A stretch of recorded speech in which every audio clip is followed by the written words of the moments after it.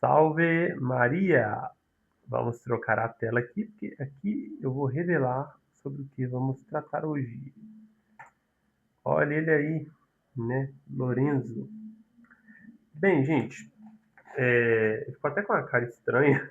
Eu pensei Deixa eu ajeitar um pouquinho aqui. Ainda tá com a cara muito, estranha. muito antes de gravar esse. Ai, melhorou. Então, gente, hoje eu decidi reagir, né? A um vídeo muito bom do Lorenzo, né?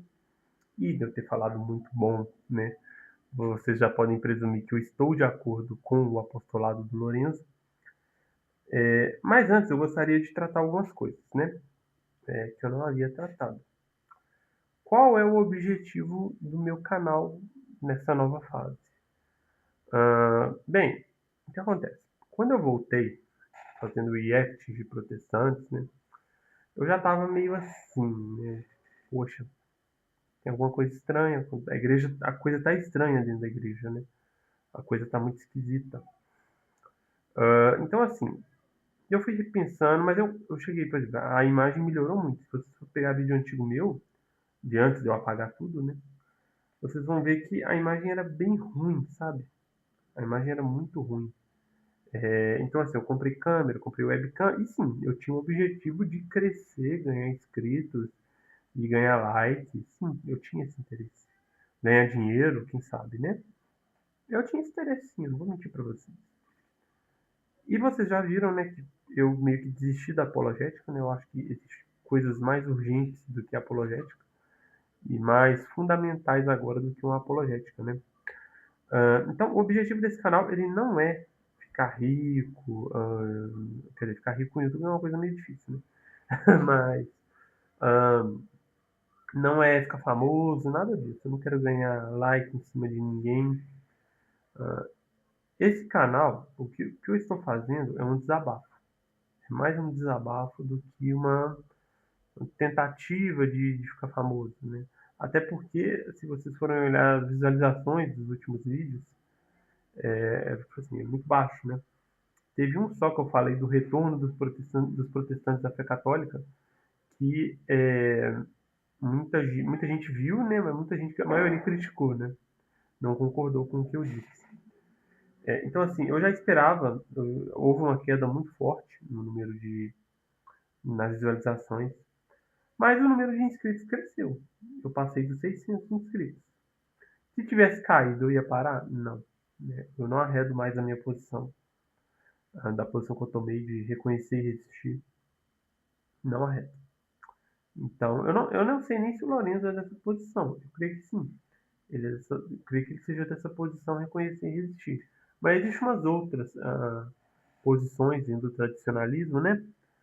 Que não são sedevacantistas, né? Lourenço não é um sedevacantista, vou deixar bem claro isso. Então, a gente vai ver o vídeo dele.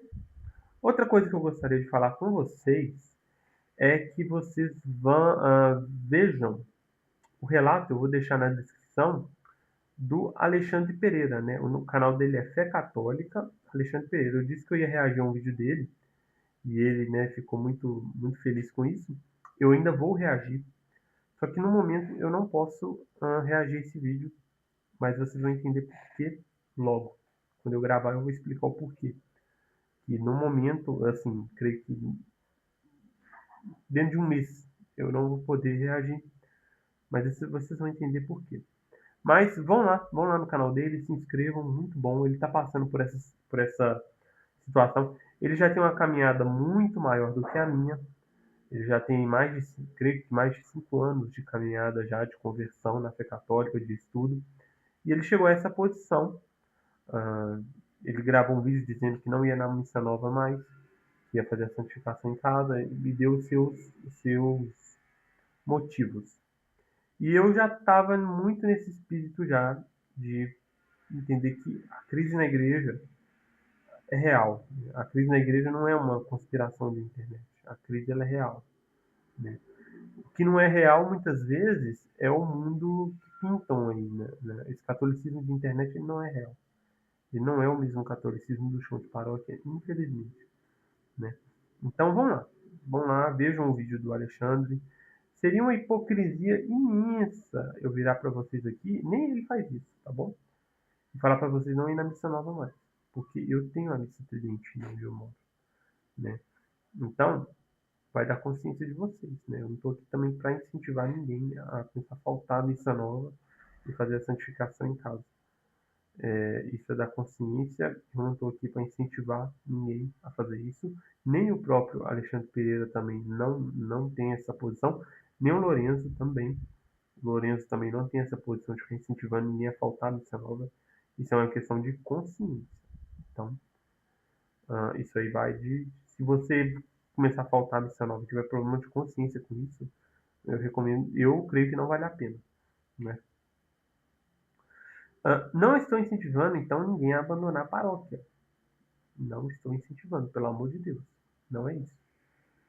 Eu quero fazer um desabafo do que eu vivi. De 3 anos.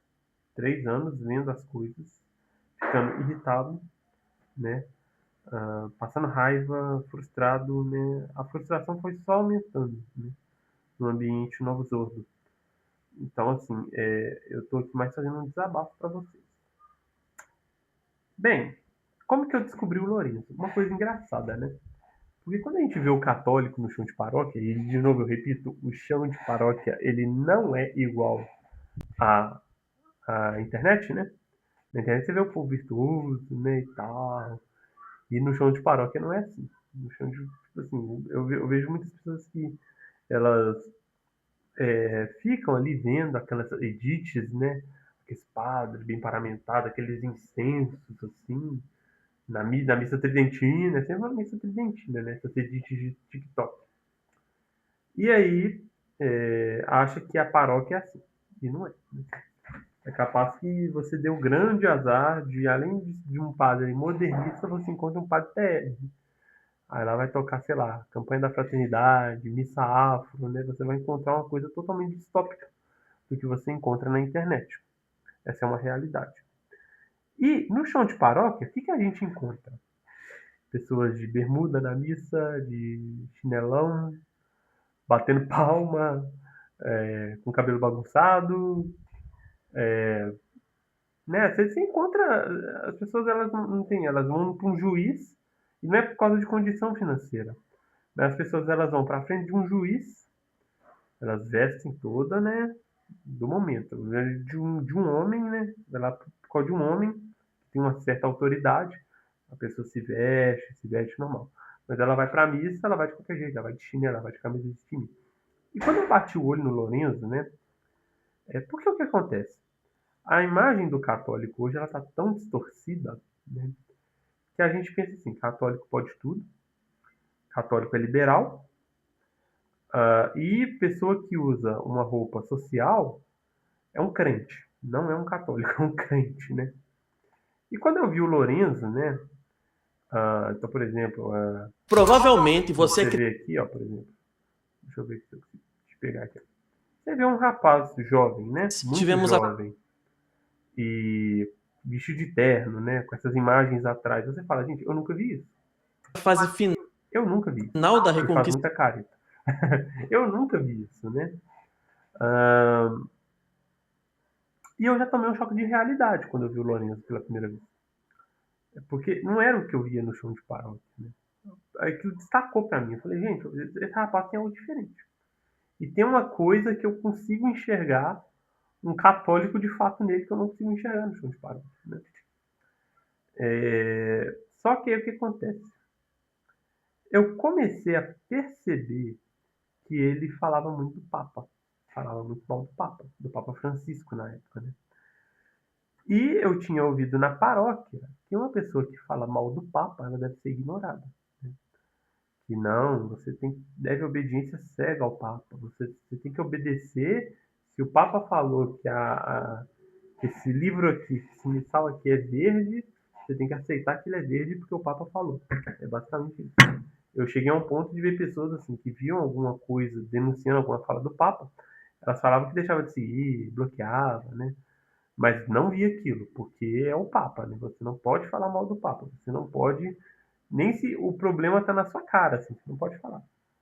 Então eu me afastei, eu falei, não, esse cara tá louco, esse cara é sedevacantista, vou sair de perto dele, né? E aconteceu uma coisa, numa confissão comigo, que eu não vou falar agora, eu vou deixar para um próximo vídeo, que eu fui me confessar com o padre. Ele me disse uma coisa tão horrorosa, um horror, que eu nunca tinha ouvido na minha vida vinda de um padre. E ali parece que a coisa meio que. Mas isso aí eu vou explicar depois para vocês, né? Isso foi um processo. A coisa virou, ali foi só o estopim, né? Ali, não, gente, peraí, tem alguma coisa de errado. E aí você começa a estudar, você começa a voltar, né, em si e falar, não, peraí, eu não posso, eu tenho que obedecer o Papa, mas eu não posso fugir da realidade. Eu não posso fingir que. Eu não posso ficar fazendo igual um avestruz, né? Pôr a cabeça num buraco. Não. A gente tem que encarar a realidade. A realidade, ela, por mais dura que seja, né? A gente tem que encarar. Né? Bem, sem mais delongas, né? Vamos começar. Lembrando que esse vídeo ele foi muito atacado pelos continuistas, né? Os continuistas são as pessoas que, né? Alguns passam pano exageradamente, passam, mas não são todos. Mas eu vi uns 3 continuistas aí reagindo a esse vídeo. Quer dizer que esse vídeo ele acabou mexendo bastante com eles, né? Esse vídeo ele não é novo, ele é antigo. Ele é da época ali do Sendo Dom Bosco. Lembra do catecismo, os erros do catecismo moderno que o Sendo Dom Bosco lançou? Então foi na época do conclave, mais ou menos, que isso aconteceu. E, tipo assim, virou um racha, né, na internet. Né? Um lado tradicionalista contra o lado continuista, né? Bem, vamos começar a reação. E lembrando, tá? Eu sou totalmente simpático ao vídeo, então eu não tô aqui para criticá-lo. Eu pensei muito antes de gravar esse vídeo, porque tratar desse tema, ou seja, da posição que nós devemos ter em face da atual crise na igreja, que sem dúvida é a pior que a igreja já atravessou ao longo dos 2000 anos da sua história, e da fonte imediata dessa crise, que é o Concílio Vaticano II. Bem, por que Lorenzo ele diz que essa crise é a pior da história? Porque os erros, eles vêm da hierarquia, né? Então, assim, hoje, o grande problema hoje é que a igreja ela foi eclipsada, né? A igreja se encontra num eclipse enorme, né? Você estava cheirando que é advocantista falando isso. Mas o que é um eclipse? É quando algo perde seu brilho, né? E hoje, quando você vai num chão de paróquia, né? Hoje, no Belo Horizonte, por exemplo, existe uma igreja tradicional em Belo Horizonte. Uma. Uma. Tem a missão da fraternidade, mas eles vêm só uma vez por mês. Uma missão tradicional. O resto é tudo novos ordos, né? E, gente, a bagunça é geral. Então, você dizer que essa crise ela não é pior que a ariana, ela é muito pior que a ariana.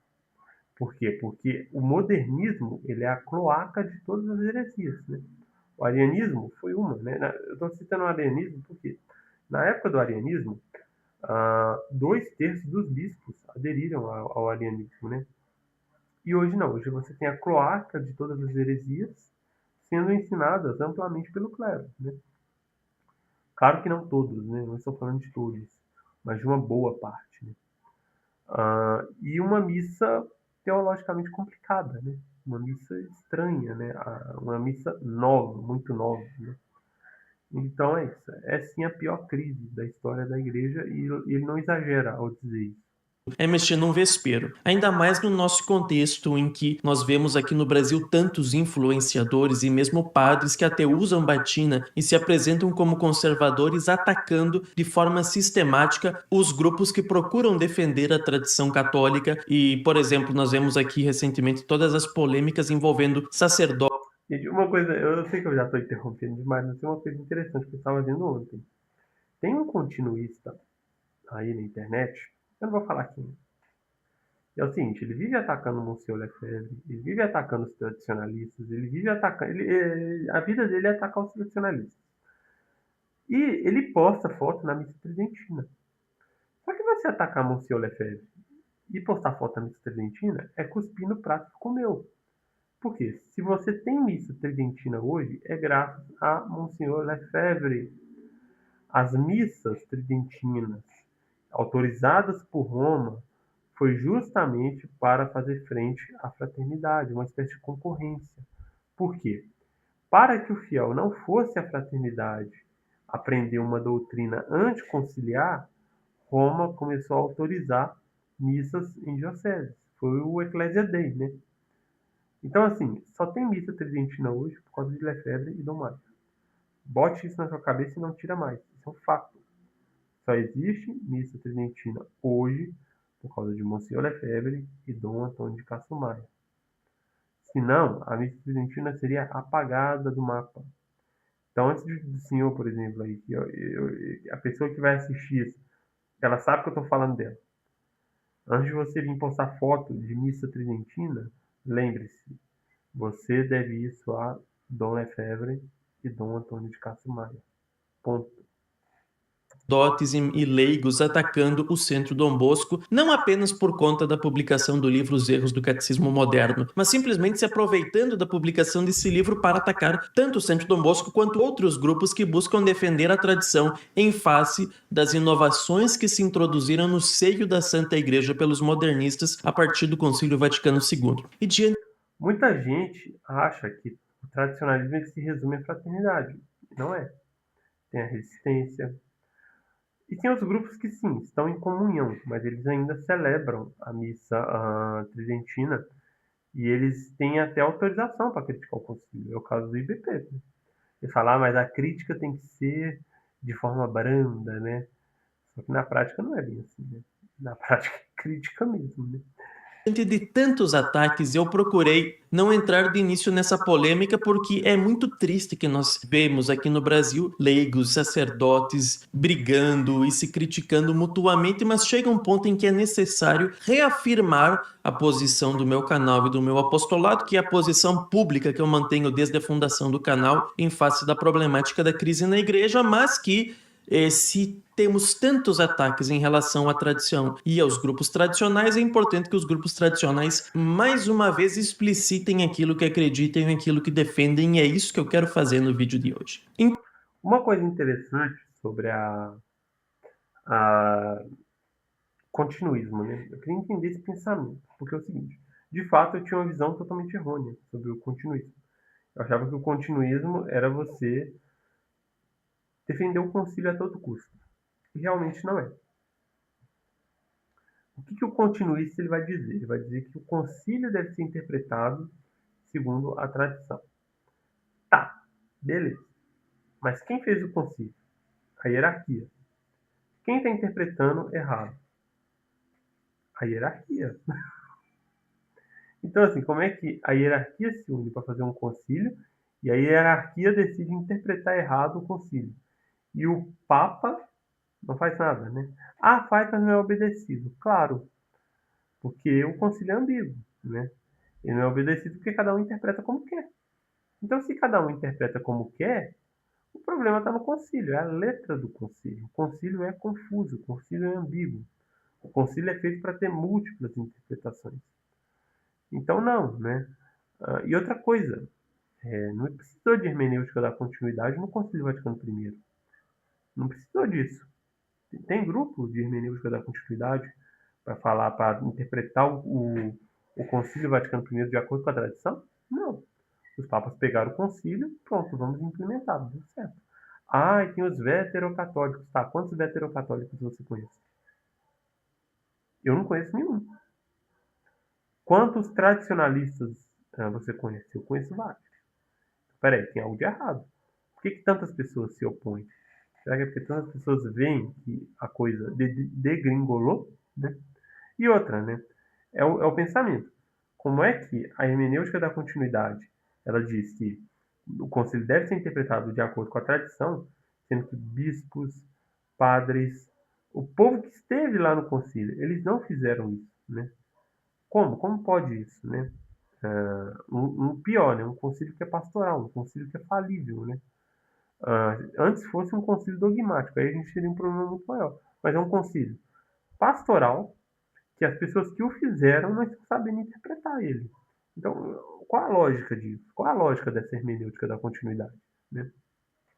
explicitem aquilo que acreditem, aquilo que defendem, e é isso que eu quero fazer no vídeo de hoje. Em primeiro lugar, esse aqui não é um vídeo de apologética. Eu não vou sentar aqui e começar a debater, por exemplo, sobre os erros que estão presentes no catecismo moderno, questionar se filosoficamente é possível dizer que católicos, judeus e maometanos adoram ao mesmo Deus, ou se a expressão a Igreja de Cristo subsiste na Igreja Católica significa que a Igreja de Cristo é essencialmente e fundamentalmente a Igreja Católica, enfim. Esses debates têm uma certa importância, mas não são o ponto principal envolvendo as problemáticas de tradicionais e continuistas hoje. Vamos falar o português bem claro, pessoal. A esmagadora maioria dos debates que você encontra na internet são discussões entre duas pessoas que já têm as suas posições pré-definidas e não necessariamente aderiram a esta ou aquela posição por uma convicção racional motivada por princípios, mas muitas vezes é simplesmente por preferência, por paixões, por interesse, por dinheiro, para conseguir vender cursos que atraiam mais pessoas, por exemplo, e que Eu vejo que muitos são apaixonados e servilistas, né? Eles querem obedecer cegamente porque é muito duro você ter que criticar um concílio e criticar um papa, né? Alguns, né? Outros são por paixão mesmo, né? Eles querem defender a todo custo, né?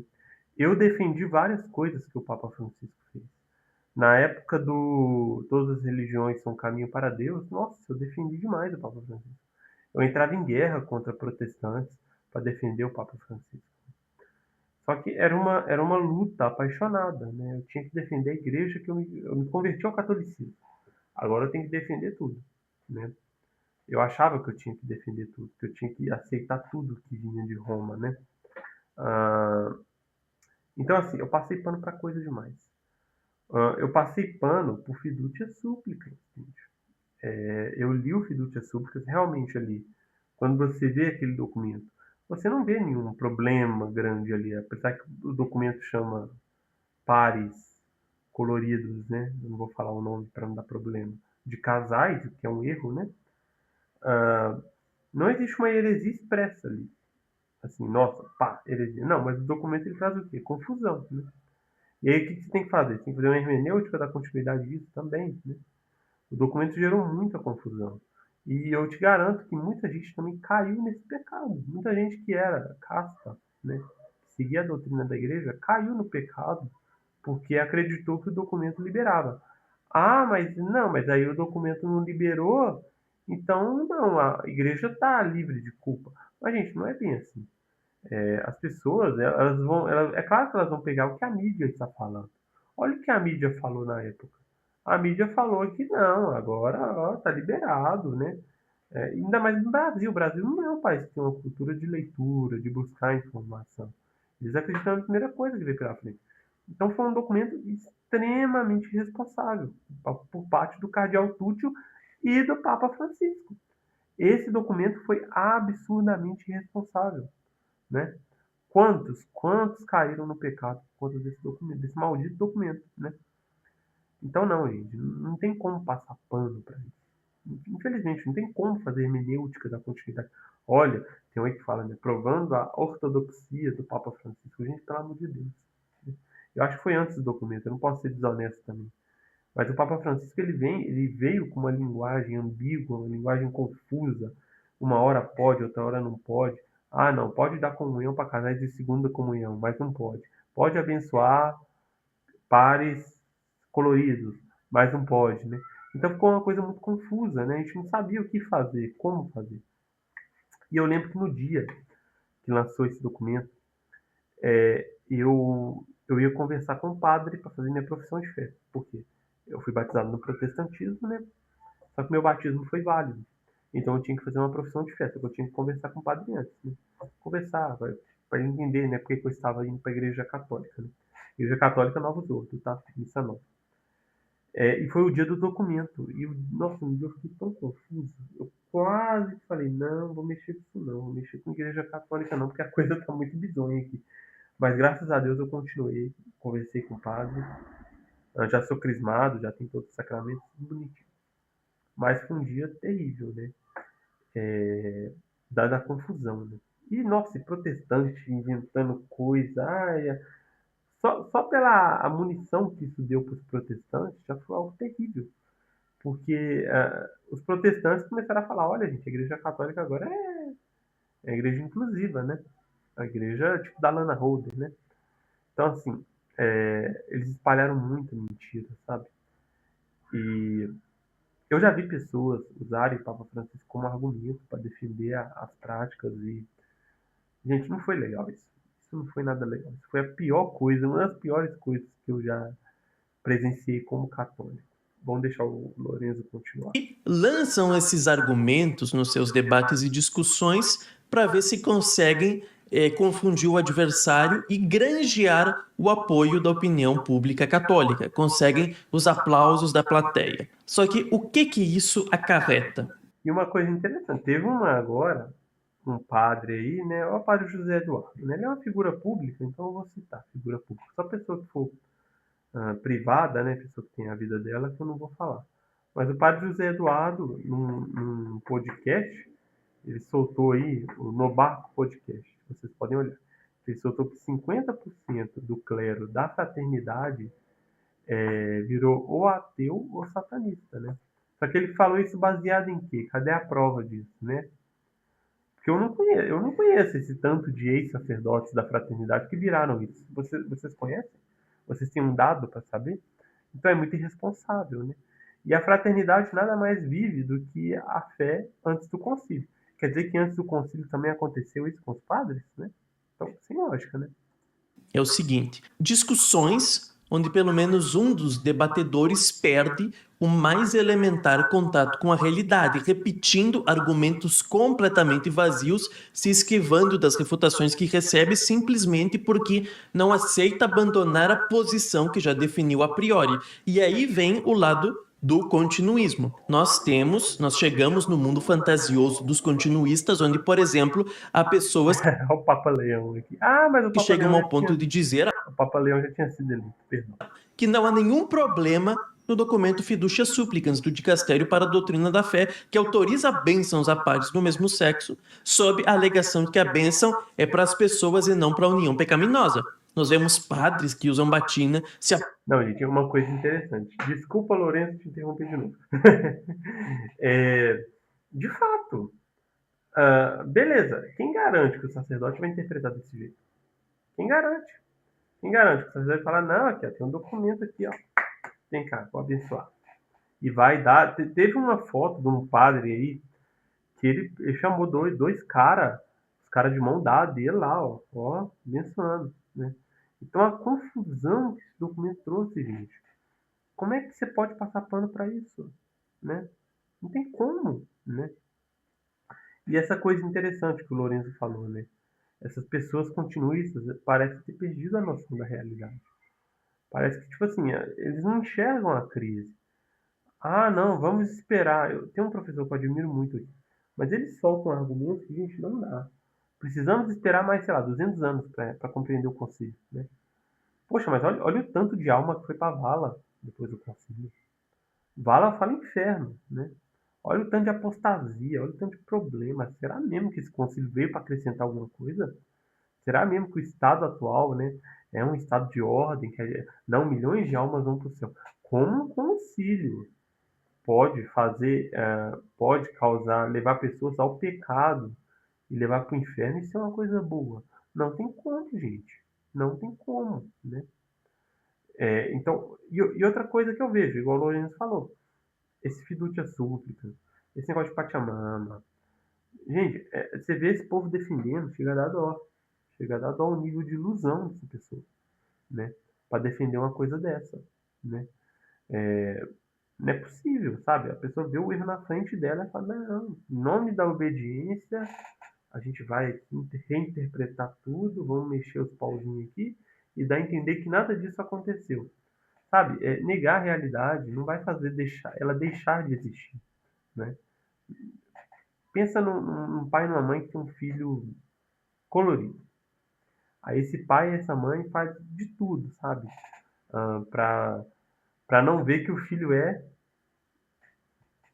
Mas não adianta. Uma hora ou outra a bomba vai estourar, sabe? Então, assim, essa coisa de ficar negando realidade passar pano, defender, sabe? Isso só piora as coisas. Isso só piora as coisas. E quando a revolução caminha, né, caminha a um ponto, por exemplo, quando uma bispa, por exemplo, dá uma bênção numa uma igreja que pertencia aos jesuítas, né, que foram a ordem que mais lutou contra protestantes, né, tipo assim, você vê isso e você fica calado, né, porque foi o que aconteceu, né, os continuistas ficaram calados, né, diante disso, não tinha como defender aquilo. Você vê que, tipo, eles também sofrem com isso. Eles também têm problemas. Poxa, eles olham assim e falam, poxa, não tem como passar pano para isso, né? E é um sofrimento, né? O Jonathan e a Beatriz do canal Veritas Perpétua, inclusive eu recomendo muito que vocês se inscrevam e assistam o vídeo deles também. Eles falam que o continuismo ele é sofrido, ele é uma coisa sofrida, porque você vai numa missa nova, você vê o que está acontecendo, velho, é torturante. Para quem conhece a doutrina católica, você ir numa missa nova, de renovação carismática, uma missa nova, em que o padre inventa um rito, o que mais acontece? É frustrante você ir numa missa dessa. Sabe, você sai decepcionado. Eu falo para você, eu não sei, eu não tenho mais, eu já perdi a conta de quantas vezes eu fiquei irritado, eu fiquei bravo, eu fiquei com cara feia na missa nova diante do que eu estava vendo, né? Então, defender esse estado atual da igreja é cegueira, você realmente perdeu a noção da realidade, né? Apresentam como conservadores, ostentam doutorados e dizem defender a fé, dizendo que não tem nenhum problema no fiducia supplicans. Quer dizer, diante de pessoas assim, a própria ideia de um debate doutrinário é perda de tempo. E por quê? Porque uma pessoa dessa já tem uma posição fundamentalmente pré-definida, que no caso é de a priori aceitar incondicionalmente todos os escândalos e todas as abominações promovidos pelo alto clero da nossa época, sabe-se lá por que motivos, que ambições, seja por conta de carreira ou qualquer outra coisa nesse sentido, que pura e simplesmente desviam o olhar dessas abominações que tomaram conta da igreja. E dizem, não, não tem nenhum problema nisso. Agora, por isso o continuismo é desprezível, por isso... E uma coisa interessante, né? Tenho um irmão, eu gosto muito dele. Eu postei uma vez um vídeo de Monsenhor Lefebvre e ele falou: Nossa, que absurdo isso que você está postando. Precisamos defender a tradição, mas em comunhão. Mas, poxa, mas se o Papa não está sendo obediente à tradição, como é que você vai obedecer ele? Ou você fica com a tradição ou você fica com o Papa, né? Se o Papa está desobedecendo a tradição, não tem como você ficar com os dois. Claro, a gente reconhece o Papa. Não estou falando para não reconhecer o Papa, não ser um sede vacantista maluco. Mas eu estou falando que o Papa ele é um servo da tradição. Se o Papa não está sendo servo da tradição, e sim servo da revolução, é claro que nós temos que resistir a ele. Porque liderança não é infalível em tudo. O Papa ele não é infalível em tudo. O Papa não é infalível em entrevista de avião.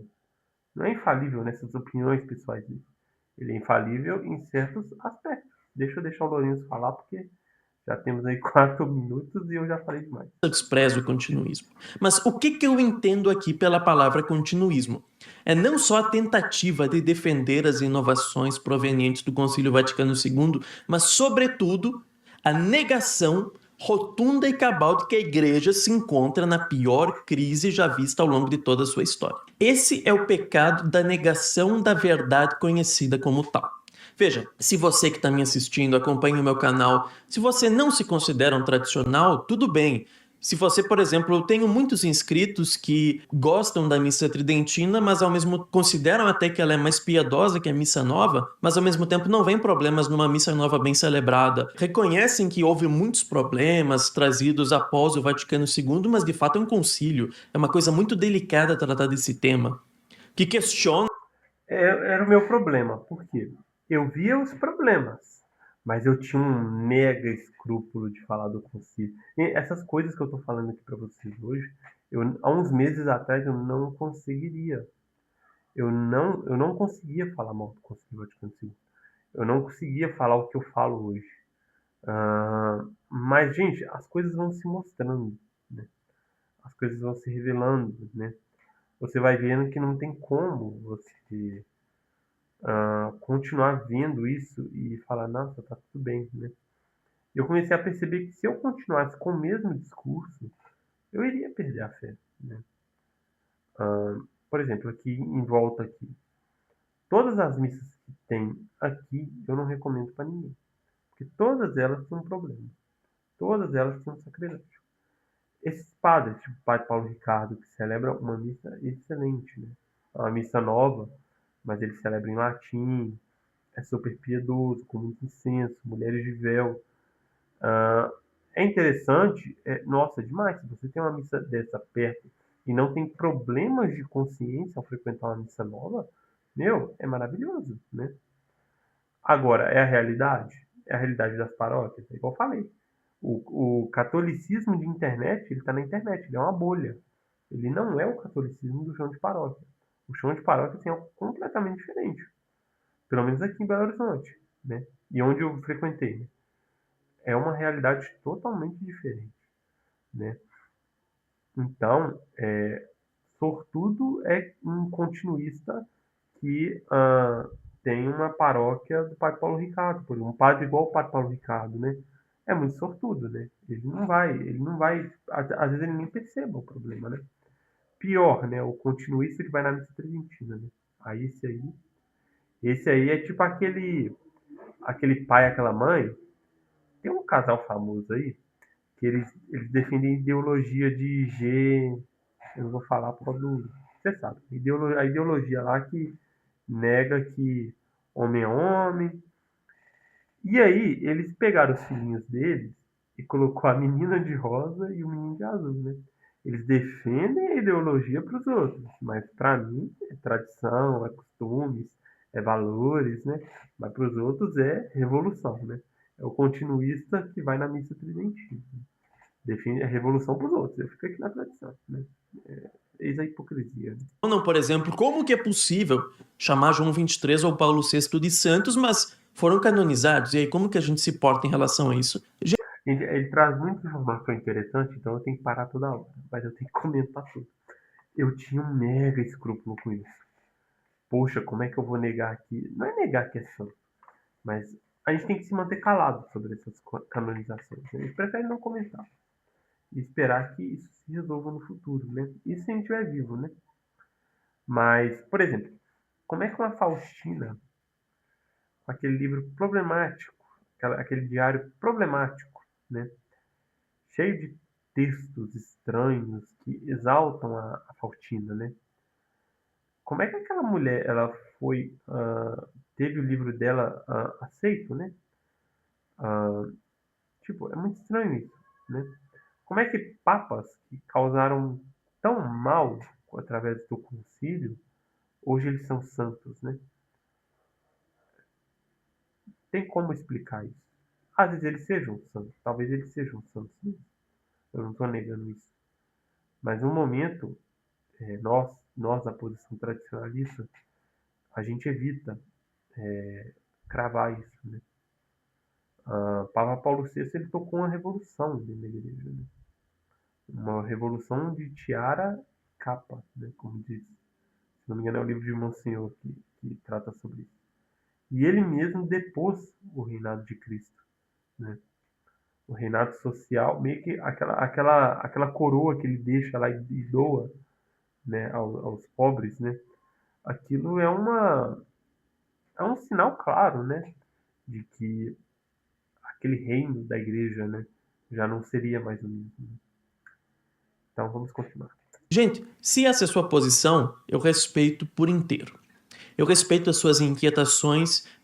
E Várias vezes eu conheço vários continuistas que eles frequentam buscam uma missa nova muito bem celebrada, que evitam, né? Olha, beleza, a bispa lá deu bênção lá no Vaticano, tá, não vou nem falar, tá errado, mas eu vou evitar ficar falando disso.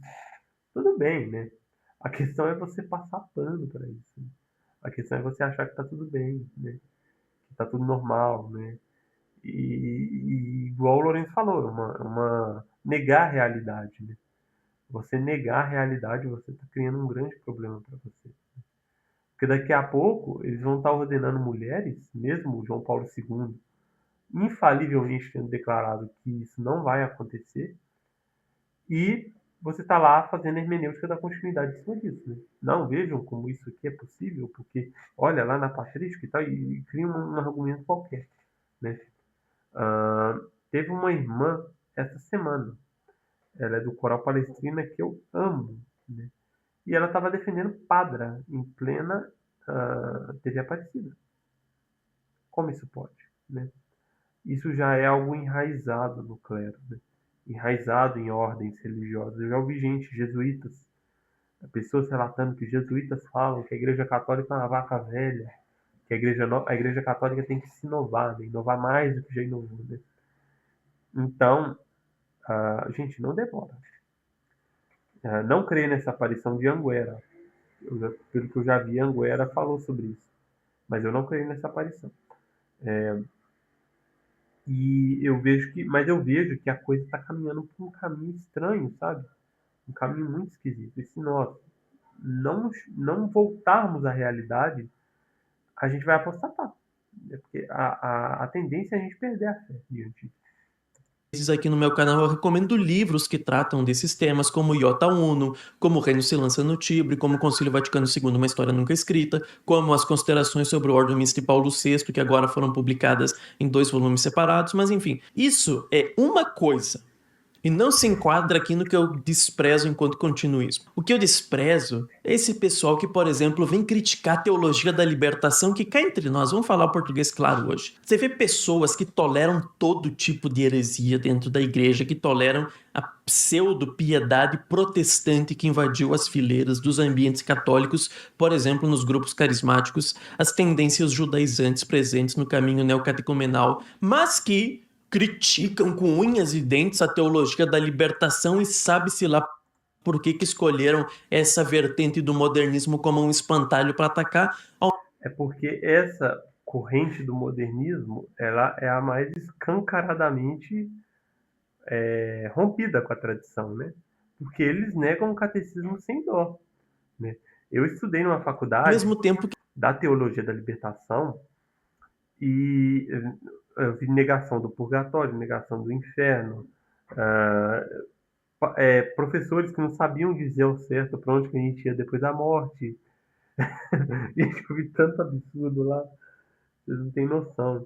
Negação expressa da doutrina católica, padre com vergonha.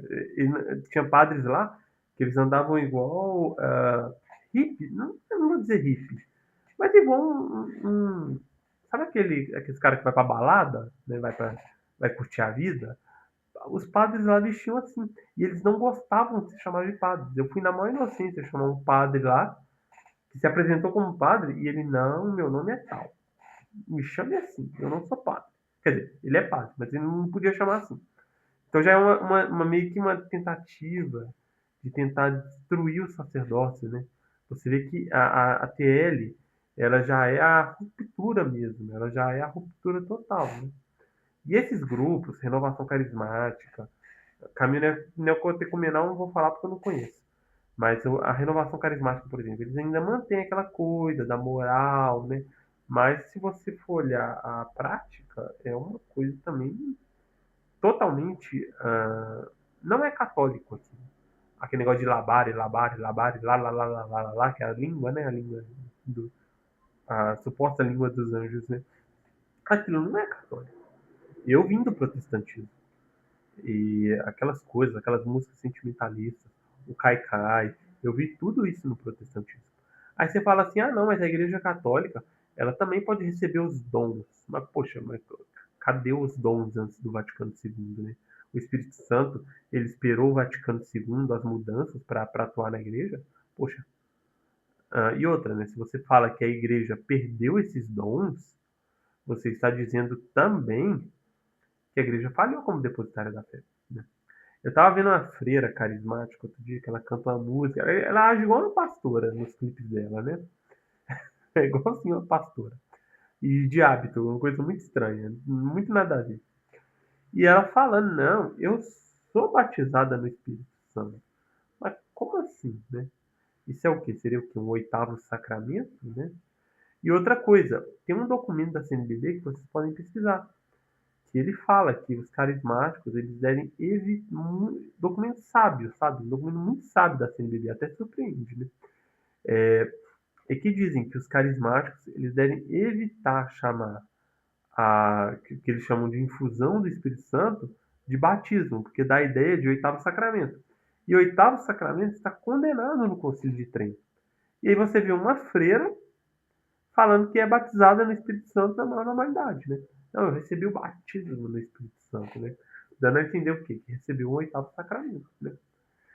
Então, assim, ninguém obedece documento antes.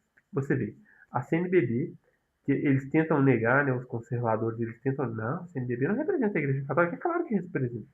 Eles são, eles são os bispos unidos aqui, né? O missal da sua missa nova é traduzido pela CNBB. Todos os documentos usados na missa nova são traduzidos pela CNBB. Como que não representa, né? E você vê que a desobediência que veio após o Vaticano II é geral. Ninguém obedece ninguém, ninguém obedece o Papa. Mas ai de você falar que gosta da fraternidade, gosta da missa tridentina, não concorda com o Vaticano II. Aí você é cismático, você é divacantista, você é tudo, né? É protestante, né? Eles chamam você de protestante. Então, você vê que existe uma desobediência geral e o erro é você ser católico. Católico que é a missa de sempre, a missa que fez os santos, a doutrina de sempre, São Tomás de Aquino, o reinato social, você é o errado por querer isso. Né? Não, o certo agora é labare, laxúrias, como diz o Dionísio, né? Se ele canta lá na praia. Então, assim, o errado é ser católico. Né?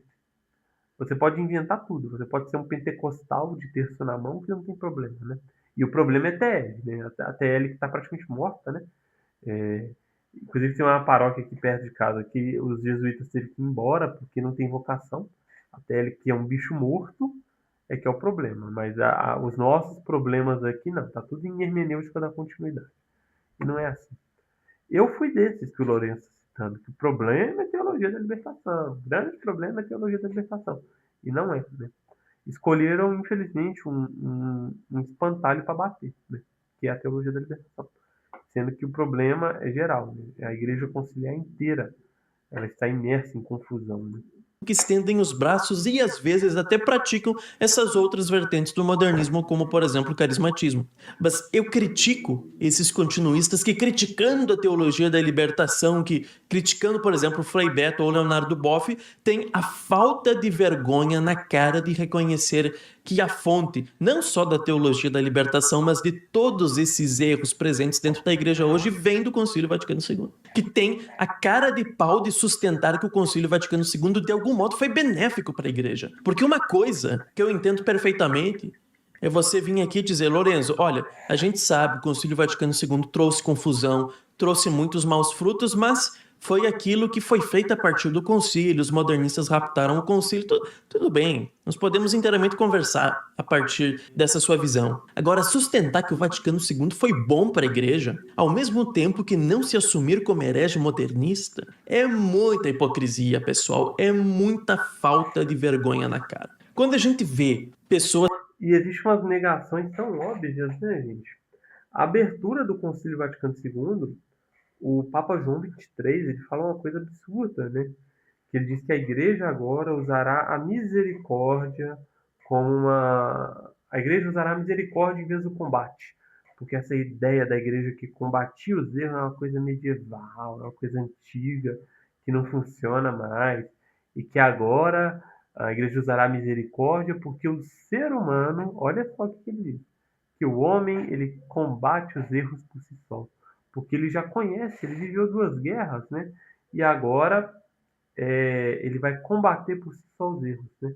O que é uma mentira, né? Você vê a igreja inundada de problemas, inundada de erros, após o concílio deste mesmo Papa, né? Então não, gente. Gente, ali na abertura já está com problema, sabe? E uma coisa interessante, existe toda uma correlação com o segredo de Fátima. Depois pesquisem o trabalho do professor Carlos Bezerra. Gente, é excelente o que ele faz. Excelente o trabalho dele. E você vai ver todas as ligações, né? Existe até coincidência de... Eu não acho que é coincidência. Ali é Deus mostrando, ó, isso aqui, a partir de agora, vai ter problema, né? As datas que foram convocadas do concílio bate com os segredos de Fátima, né? E outra, década de 60, o terceiro segredo era para ter sido revelado. Não foi revelado, gente. A Nossa Senhora de Fátima mostrou que o segredo deveria ser revelado em 60. João 23 abriu antes do segredo. Ele ainda desobedeceu, né? Ele era para ter aberto antes o segredo de Fátima. E ele não abriu, né? Aí fala de um Papa que morre. Mas peraí, aí eles viram e falam, não, mas foi João Paulo II, mas João Paulo II não morreu. Qual a lógica disso? Não fala que foi um Papa, foi um bispo, né? Um bispo de branco, né? Uns interpretam que ela é febre, mas eu não posso bater uma martelo sobre isso. Mas, gente, existem muitos problemas ali no Vaticano II, muitos sinais estranhos. Vocês podem pesquisar que meses antes teve um eclipse em Roma, um pouco antes do Vaticano II. Umas coisas assim que a gente olha e fala, meu Deus, tantos sinais estranhos, né, envolvendo o concílio. Mas tudo bem, são sinais, né? Também né, nem todo mundo é obrigado a crer. Mas o documento de abertura do Vaticano II, ele já tem problemas, né? Pessoas que seja por covardia, seja por carolice, seja por uma compreensão inadequada de como deve ser a postura dos católicos em face das autoridades eclesiásticas defender o documento Fiducia Supplicans, com os mesmos argumentos furados do Túcio, que as bênçãos não são para a união pecaminosa, mas só para as pessoas. É muita falta de vergonha na cara e falta de temor de Deus. Deixa eu falar uma coisa interessante para você. Eu tô falando demais? Tô. Mas aí a gente já vai nos inteirando, né? O que aconteceu dessa pessoa que veio defender práticas coloridas, né? Alegando, usando o Papa Francisco como pretexto, né? Eu servia na igrejinha da Pampulha, aquela igrejinha em formato de foice e martelo, né? Para começar o problema, né? Projetada por um ateu comunista, né? Que é o Oscar Niemeyer. Eu servia como leitor lá, né? Quando eu ia ainda na Missa Nova. E aí, lá tinha uma senhorinha carismática, muito carismática. E o que acontece? Ali na Pampulha, na região da Pampulha, tem muitos coloridos lá, né? Então tem gente de todo tipo. E ela viu um colorido lá, todo enfeitado, né? Eu não sabia se era homem ou se era mulher. E ela, que maravilha é essa que está na minha frente? Chegou perto lá. E tá lá que conversa e tal. E você é muito bonite, né? Deve ser bonite, né? Porque a gente não sabia o que era. E essa mulher voltou, carismática, da renovação carismática. Pelo menos ela falou comigo que foi anos, né, da renovação carismática. E aí, eu falei, nossa, ô senhora, mas assim, você não acha que isso é pecado? Não, eles não sabem que isso é pecado. Deixe eles não sabem que isso é pecado. Você não está vendo o Papa Francisco, o que ele está fazendo para acolher os, os coloridos? Eu olhei aquilo e falei, gente, eu não acredito nisso. E a pessoa utilizou o Papa Francisco para defender isso e falar que não é pecado porque eles não sabem que é pecado. Beleza, eles não sabem. Vamos ignorar que o pecado mortal ele não é um elefante numa sala de espelhos, né? Mas é seu dever falar. É o seu dever alertar uma pessoa dessa que está. O catecismo amarelo, ele diz que você, mesmo as pessoas, dependendo da consciência delas, elas não pecam, você tem o dever de ir lá e alertar essa pessoa. A igreja, ela tem o dever de alertar essa pessoa que ela está em pecado, né? Que você não concorda com aquilo porque aquilo é uma prática pecaminosa, né? Então, você vê que mesmo os tais carismáticos, muitos deles já não são tão defensores da moral assim, e muitos se utilizam das ambiguidades do Papa Francisco para promover o erro, né? Isso é proposital por parte do Papa? Prefiro não julgar, mas parece. São cegos guiando outros cegos, que vão todos cair no mesmo abismo, os leigos e os sacerdotes que olham para isso daí e dizem é simplesmente uma enculturação amazônica. Essa é a Nossa Senhora da Amazônia, não é a Pachamama, a grande mãe terra adorada pelos índios. É só uma representação mariana enculturada. Pelo amor de Deus, pessoal. Pelo amor de Deus, não é só com a revolução na esfera das... Eu creio que eu sei de qual vídeo que o Lourenço, dessa pessoa, né? Que o Lourenço está falando. Eu creio que eu sei de quem é. E realmente, as pessoas. Gente, você vai ver o vídeo, o referido vídeo dessa pessoa defendendo essa adoração à Pachamama, né? Que eles chamam de uma, sei lá, devoção à Mãe Terra. Sei lá. Gente, os comentários, todo mundo falando, cara, você tá maluco. Isso não existiu, o vídeo tá claro. O vídeo mostra que aquilo ali é um ato de adoração, um ato de devoção estranhíssima a uma coisa que a gente não sabe o que é Pachamama. O próprio Francisco assumiu que era Pachamama, né? Então, assim, velho, não dá, sabe? E, tipo assim, as próprias pessoas lá no comentário desse canal, né, que fala que o continuismo, faz até uma jogada aí com a missa de sempre, né? E a pessoa alertando essa pessoa, falando, não, cara, olha, você tá passando dos limites, né? E não, a pessoa continua achando que tá assim, ah, não, estou defendendo a igreja, né? Mas assim, ao você defender as coisas atuais, você está negando os outros papas, né? É uma espécie de retrocedivacantismo. A gente é acusado de sedivacantismo, né, por nossa posição, mas eles praticam retrocedivacantismo, né? Porque ao você defender os erros atuais, você está ignorando a igreja do passado, né?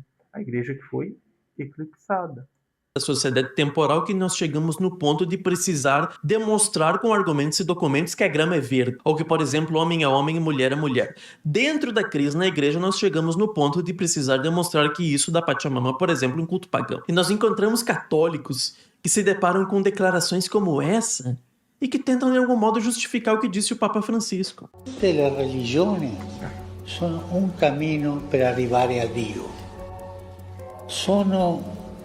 Dirò una comparazione, sono come diverse lingue, diversi idiomi per arrivare lì. Galera, na época, vou deixar terminar. Ma Dio è Dio per tutti, perché se voi incominciate a litigare, la mia religione è più importante della tua, la mia è la vera, la tua non è vera, dove ci porta questo? Ma il mio Dio è più importante del tuo. È vero quello? C'è un solo Dio lì. E noi sono idiomi, cammino, lingue per arrivare a Dio. Qualcuno schi, qualcuno musulmano, qualcuno hindi, qualcuno cristiano, ma sono diversi cammini. Understood? Na época que ele disse que essa...